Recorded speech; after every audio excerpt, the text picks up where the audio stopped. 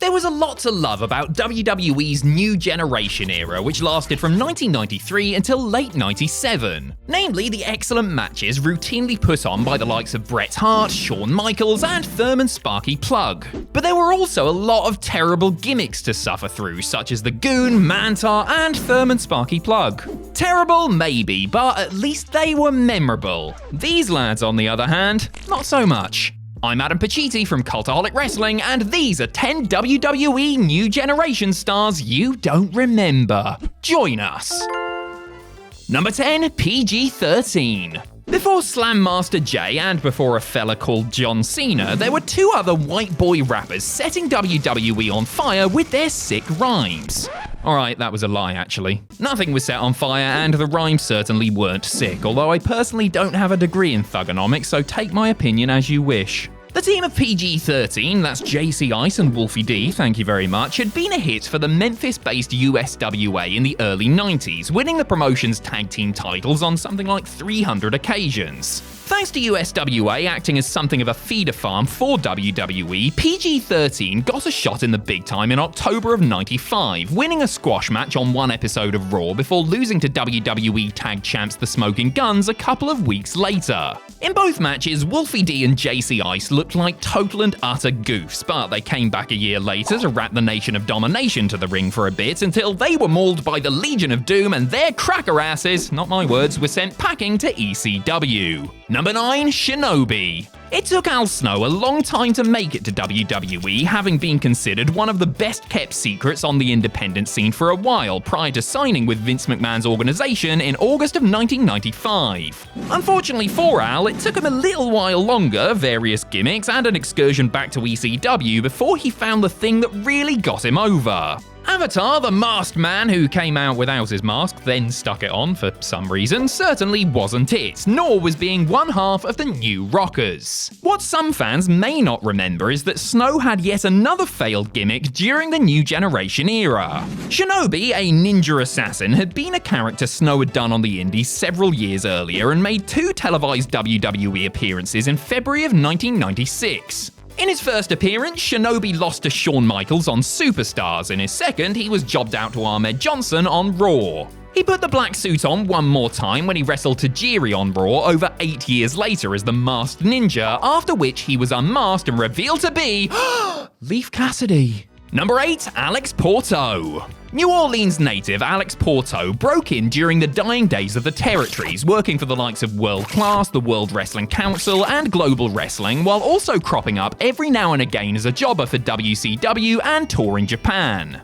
With WWE's roster looking thinner than Spike Dudley on a 5-day fast in the spring of '96, Jim Cornette suggested bringing in a group of experienced journeymen to flesh things out, one of which was Porto. Nicknamed the Pug because of his tenacity, I guess, Porto portrayed a singlet-wearing, no-nonsense amateur wrestler who came out to the Steiner Brothers' old entrance music. It was a bit more Eric Angle than Kurt Angle though, and the colourless Pug, outside of a couple of victories here and there, was mostly used to put over other talents. I mean, when you're losing to friggin' Who on house shows, the writing is pretty much on the wall, isn't it? Unfortunately, Pugs don't tend to live long, and Porto was history by early '97. He then did a handful of shots for WCW before fading into obscurity.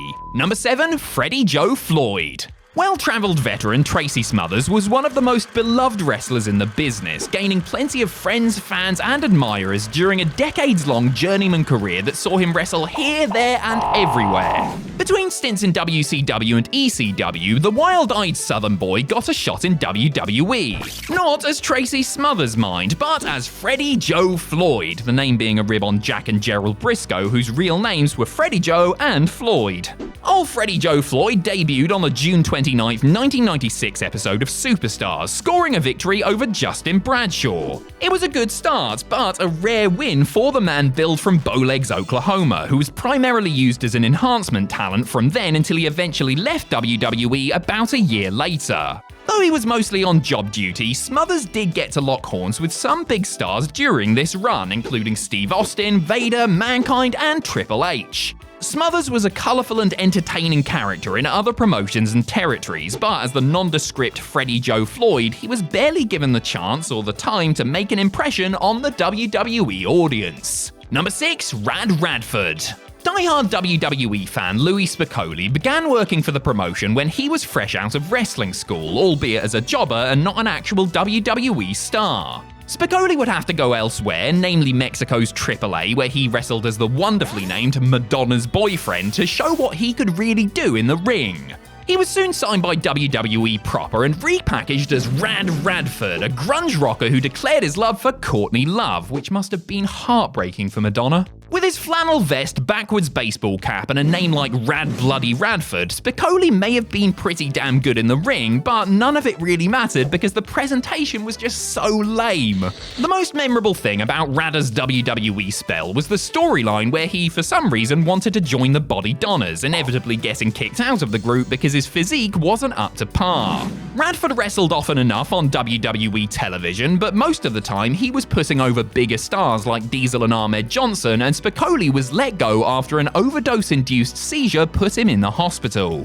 Number 5, Abe Knuckleball Schwartz. They just love it when WWE gets topical, or tries to get topical anyway, as their attempts are typically misguided, if not woefully out of date. To be fair, WWE actually managed to capitalize on something that was going on at the time when they introduced a character to play off the impending baseball shutdown of 1994 when MLB decided to strike. Abe Knuckleball Schwartz was portrayed by longtime jobber Steve Lombardi, aka the Brooklyn Brawler, who had done a similar gimmick called MVP, Most Violent Player, a year earlier. Schwartz, who had a baseball painted on his face and came out to a version of Take Me Out to the Ball Game, was a heel who blamed fans for the strike. He only wrestled 2 televised matches, during which he did some baseball mannerisms like kicking imaginary dirt at the referee before the character was axed and Abe was sent back to the minors. Considering the gimmick was tied to the strike, it was only ever going to be a short-term deal. Our man Abe did make a post-New Generation cameo during a segment featuring Triple H and Vince McMahon on the 15th anniversary edition of Raw, however. It was the callback we had all been waiting for. Number 4, Salvatore Sincere. After several years of matches being few and far between, Tom Brandi started getting around a lot more in the early 90s, wrestling for WCW and ECW as Johnny Gunn, as well as touring Japan and working for other independent leagues. Having gained so much experience around the world, Brandi was brought to WWE in 1996 as one of the various jobbers with gimmicks that were brought in around that time. Renamed Salvatore Sincere, Brandi played a stereotypical Italian character who insincerely claimed to love everyone. Hold on a second though, isn't his name Salvatore Sincere? Why, this doesn't make any sense at all now, does it? Truth be told, no, nothing about Salvatore Sincere, more like Salvatore Insincere, am I right? Made much sense, least of all the pink and white garb he wore.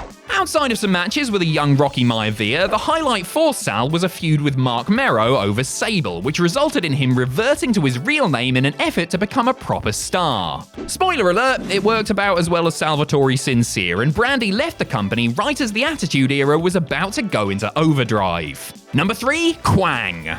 After wrestling for years in Puerto Rico and Japan as TNT, Savio Vega was hired by WWE in late 1993 and given the gimmick of Kwang.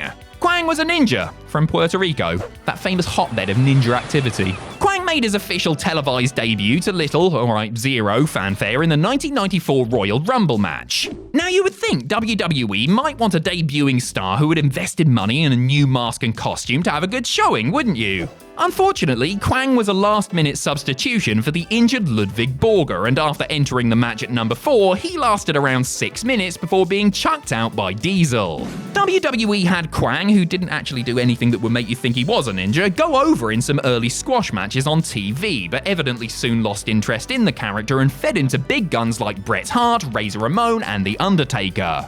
Vega ditched the Kwang gimmick in mid-95 and began wrestling under his real name while aligning himself with his childhood friend Ramon, which was certainly an improvement. I mean, anything is an improvement over Kwang, isn't it? Number 2, The Executioner.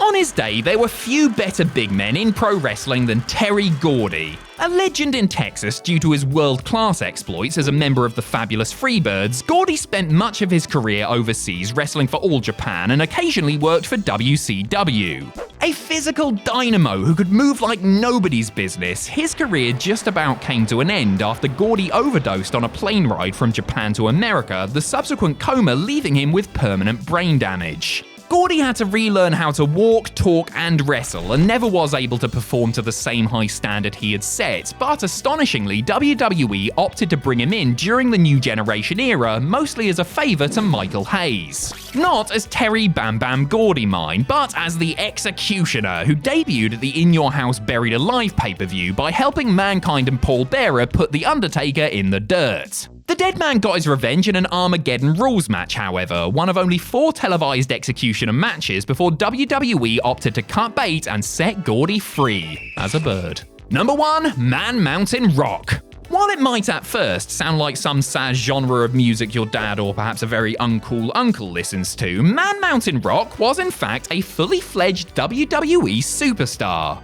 Darrell Peterson was an all-American amateur wrestler who decided to pursue a career as a pro, training in the notoriously difficult New Japan dojo during the late 1980s and doing a couple of jobber matches for WWE before gaining notice in WCW as guitar-playing rocker Max Payne. The high point of his WCW run was his tag team with Cactus Jack, which resulted in a series of hard-hitting matches with the Nasty Boys. However, Peterson soon fell out of favour and left WCW, resurfacing in WWE in February of '95 as Man Mountain Rock. Locking horns with illustrious competitors such as Charlie Hunter, Bob Cook, and the Black Phantom, the most remarkable thing about Rock was the WWF logo-shaped guitar he played in the mini concerts that preceded his forgettable matches. Peterson didn't get much of a reaction in the arena, but he was a heat magnet backstage and got canned in October of '95. He may blame others, like The Click, for his lack of WWE success, but there are certainly other things, that hideous tie-dye outfit for a start, that I would look to blame first.